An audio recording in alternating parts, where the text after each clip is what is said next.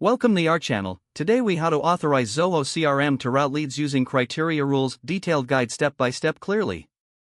To start, log in to your Zoho CRM account. Navigate to the Setup section located in the upper right corner. In the Setup menu, select Automation. Then, choose Assignment Rules from the click on the Leads Assignment rule to access the settings. To create a new rule, click on the Create Rule button. Provide a meaningful name for the rule you are creating.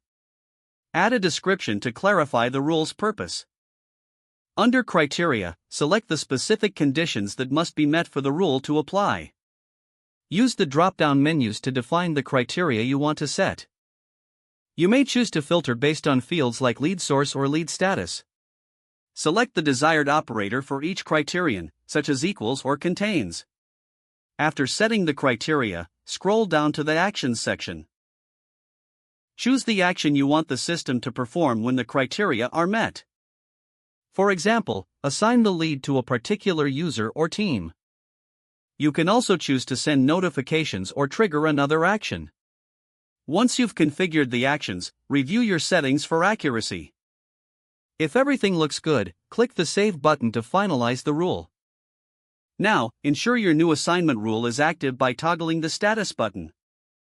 Finally, test the rule by simulating a lead entry that meets your criteria. Monitor the result to confirm that leads are routed as intended. If the page does not load, refresh the browser or try again in a private or incognito window. Make sure you are using the correct email address, then retype it carefully to avoid small typos. If your password is not accepted, use the Reset option and create a new strong password you can remember. Check your spam folder for verification or security emails, then complete any requested confirmation steps.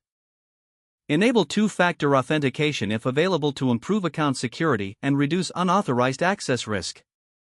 After signing in, review your profile details so your contact information and settings are accurate and current.